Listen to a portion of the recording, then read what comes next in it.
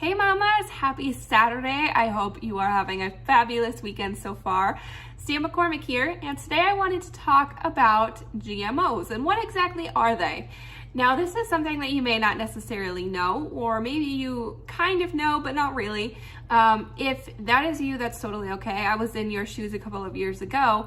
A couple of years ago was when the big GMO conversation was really huge in the news, and I had no idea what GMOs were. I knew that they were genetically modified organisms, but I was like, okay, so they genetically modified a corn, who cares?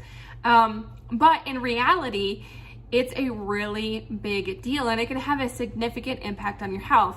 And the reason is that the genetically modified organism in and of itself is not necessarily bad for you. I mean, it may be, there could be health issues that arise down the road from eating something that's genetically modified, but the organism in and of itself, as of right now, from all of the research, is not bad for you. But the problem that comes with consuming these GMOs is that the only reason they are genetically modified is so this way they can still grow while being covered in pesticides. And this is really where the health concerns come in, because pesticides were originally created during World War II, and these were for chemical warfare. So they used them on troops, and these were also the chemicals that were used in the concentration camps in the gas chambers. And after the war finished, American companies brought these chemicals back and rebranded them as pesticides.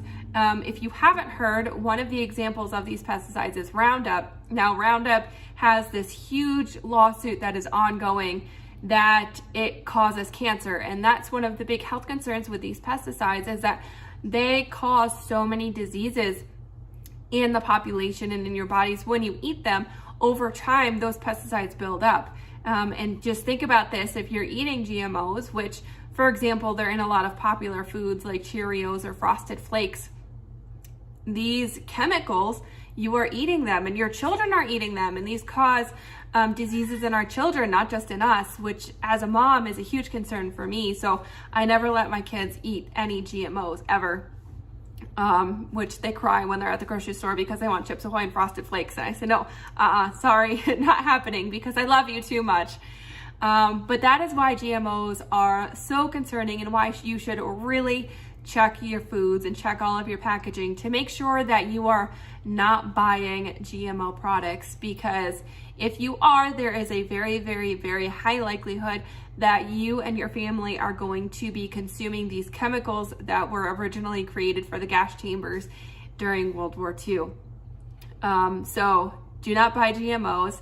And also, if you have any way to reach out to local organizations, or really the best way is to vote with your wallet. Go to farmers markets to buy produce and meat, if you eat meat, from local farmers, and ask them if they use pesticides or if they use regenerative agriculture, because if they do, those are the people you really want to support, because the big industrial farms not only use these pesticides, but they are also destroying our farmlands, they're destroying our soils.